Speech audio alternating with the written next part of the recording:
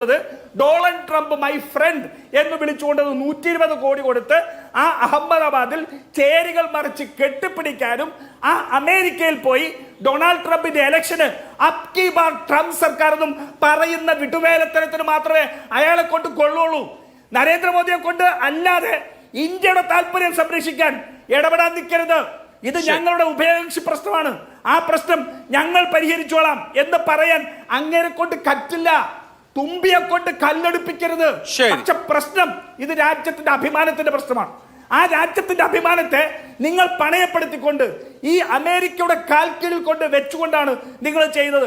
വ്യാപാര ബന്ധം വിച്ഛേദിക്കുന്നുണ്ടെങ്കിൽ ദാ തീർത്തിട്ട് വന്നോ എന്ന് പറഞ്ഞപ്പോ പോയി തീർത്തിട്ട് 20 മിനിറ്റുള്ളിൽ ട്രംപിനെ വിളിച്ച് അറിയിച്ച ഗവൺമെന്റിന്റെ പേരാണ് നരേന്ദ്രമോദി ഗവൺമെന്റ്, ഇല്ലേ? അപ്പൊ ഞങ്ങൾ പറയുന്നേ ഇത്തരത്തിലുള്ള ചോദ്യങ്ങൾ ഉയരുന്നേ. എന്തുകൊണ്ട് പഹൽഗാമിൽ ഇത്രമാത്രം ആയിരങ്ങൾ വരുന്ന ടൂറിസ്റ്റ് കേന്ദ്രത്തിൽ എന്തുകൊണ്ട് സൈന്യം ഉണ്ടായില്ല എന്നുള്ള ചോദ്യം വരുന്നേ. മിനിറ്റോളം നിന്ന് വെടിവെച്ചിട്ട് ചൊരു വെടിവെക്കാൻ ഒരു സൈനികനില്ലാത്തത് എന്തുകൊണ്ട് ഞങ്ങൾ ചോദിക്കുന്നതേ. മറുപടി പറ, അത് മറുപടി പറയാൻ പറ്റുമോ? ശരി, മുഖമില്ലാത്ത ഫേക്ക് അക്കൗണ്ടിന്റെ രാഷ്ട്രീയം ശിവശങ്കർ പറയരുത്. ശരി, പറയൂ ശിവശങ്കർ. ഞാൻ ആദ്യം ഞങ്ങളുടെ BJP ഗവൺമെൻറ്റിനെ കുറിച്ച് ഉപദേശിച്ച 2 കാര്യത്തിൽ ഞാൻ പറയാം. അദ്ദേഹം മോഹനപിള്ള പറഞ്ഞു 2 കാര്യങ്ങൾ. ഡെവലപ്മെൻ്റ് ആയിരുന്നു മറ്റു സർക്കാരിൻ്റെ ഒരു പ്രധാനപ്പെട്ട കാരണം, അതുകൊണ്ടാണെന്ന്. പക്ഷെ അങ്ങനെ ആയിരുന്നില്ല സർ. ആ കാലഘട്ടത്തിൽ നമ്മളെക്കുറിച്ച് പറഞ്ഞിരുന്നത് ഹിന്ദു എക്കണോമിക് ഗ്രോത്ത് എന്ന് പറഞ്ഞിട്ടാണ് ഇന്ത്യയുടെ ഗ്രോത്തിനെ കുറിച്ച് പല അന്നത്തെയും ഇന്നത്തെയൊക്കെ വളരെ രാജു പി നായരുടെ സാമ്പത്തിക വിദഗ്ധർ ഈ ഇന്ത്യൻ എക്കണോമിയെക്കുറിച്ച് പറഞ്ഞു വെച്ചത്. അന്ന് ഓഗസ്റ്റ് 14 2013 സിന്ധു രക്ഷക് എന്നുള്ള ഒരു മുങ്ങിക്കപ്പൽ മുങ്ങിപ്പോയത് എന്തുകൊണ്ടാണെന്ന് രാജു പി നായറിന് ഓർമ്മയുണ്ടാവില്ല, പക്ഷെ അങ്ങേക്ക് ഓർമ്മ ഉണ്ടാവണമായിരുന്നു. ബാറ്ററി മേടിക്കാൻ പൈസ ഇല്ലാണ്ടെന്നാണ് അന്നത്തെ ഡിഫൻസ് മിനിസ്റ്റർ പറഞ്ഞത്. അപ്പോൾ അങ്ങനെ പല നഷ്ടവും സംഭവിച്ചിട്ടുണ്ട്. ഞാൻ ദീർഘമായിട്ട് അതിനെക്കുറിച്ച് പറയുന്നില്ല, കാരണം എൻ്റെ പ്രിയപ്പെട്ട സുഹൃത്ത് രാജു പി നായർക്ക് കുറച്ച് ഉത്തരം കൊടുക്കാനുണ്ട്. അതുകൊണ്ട് പിന്നെ ഈ കോൺഗ്രസ്സുകാർ നേരത്തെ സ്ഥിരം പറയുന്ന മറ്റൊരു തുണയുണ്ട്, ബ്രഹ്മോസ് അവരുണ്ടാക്കിയതാണെന്ന്. ഇത് ഞാൻ കുറേ പ്രാവശ്യം ഇത് രാജു പറഞ്ഞതെന്ന് എനിക്ക് അറിഞ്ഞൂടാ കേട്ടോ. ഈ ബ്രഹ്മോസിൻ്റെ ചരിത്രം നോക്കി ഞാൻ 1983 APJ അബ്ദുൽ കലാം, അത് മഹാനായ അബ്ദുൽ കലാം, അദ്ദേഹം 2ാം പ്രസിഡന്റായപ്പോൾ ആരാണ് തോപ്പിച്ചതെന്ന് രാജുവിന് ഓർമ്മയുണ്ടോ എന്ന് എനിക്ക് അറിഞ്ഞൂടാ. അദ്ദേഹം ഇത് സ്റ്റാർട്ട് ചെയ്തത്, പക്ഷേ സൈൻ ചെയ്തത് 12 ഫെബ്രുവരി 1998. ഒരൊറ്റ വർഷം പോലും കഴിഞ്ഞില്ല. 1999 കോൺട്രാക്ട് അത് എഗ്രിമെന്റ് ഉണ്ടാക്കി. ഒരു മിനിറ്റ് ഞാൻ താങ്കൾ പറഞ്ഞില്ല. അപ്പോൾ ഇത് അടൽ ബിഹാരി വാജ്പേയി അത് എഗ്രിമെന്റ് ഉണ്ടാക്കി. അപ്പോൾ അത് ആരാണത് പൂത്തി വെച്ചതെന്ന് നമുക്കത് അറിയാം. പിന്നെ രാജു എപ്പോഴെങ്കിലും സംശയം കിട്ടുമ്പോൾ ചോദിക്കണം, 2005 ഡൽഹി സീരിയൽ ബ്ലാസ്റ്റ് ഏത് പ്രധാനമന്ത്രി ആരോട് ചോദിച്ചു, എവിടെ നിന്ന് ചോദിച്ചു, എന്ത് ചോദിച്ചു എന്നൊക്കെ പ്രധാനമന്ത്രിയെ കുറിച്ച് അങ്ങേര് പറയുന്ന ഭാഷ ഞാൻ പറയുന്നില്ല. 2006 വാരണാസി ബോംബ് ബ്ലാസ്റ്റ് ഉണ്ടായി. ഏത് പ്രധാനമന്ത്രി എവിടെ നിന്ന് ചോദിച്ചു, ആരോട് ചോദിച്ചു, ആരെ കിട്ടി, ആരോട് യുദ്ധം ചെയ്തു? 2006 തന്നെ മുംബൈ ട്രെയിൻ ബ്ലാസ്റ്റ് ഉണ്ടായി, 209 പേര് മരിച്ചു.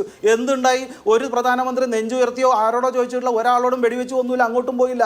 2006 മാൽഗോ ബോംബ് ബ്ലാസ്റ്റ് ഉണ്ടായി, 2007 സംജോത ബ്ലാസ്റ്റ് ഉണ്ടായി, 2008 ജയ്പൂർ ബ്ലാസ്റ്റ് ഉണ്ടായി, 2008 അഹമ്മദാബാദ് ബോംബിംഗ് ഉണ്ടായി, 2008 ഡൽഹി ബോംബിംഗ് ഉണ്ടായി, 2008 തന്നെ മുംബൈ അറ്റാക്ക് ഉണ്ടായി, 2010 പൂനെ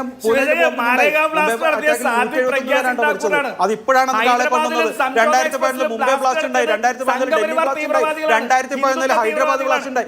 ഇത്തരത്തിൽ നിരന്തരമായി ബ്ലാസ്റ്റ് ഉണ്ടായപ്പോൾ ഇവിടെ ഇരുന്ന് ഉറക്കെ പറഞ്ഞിട്ട് കാര്യമില്ല.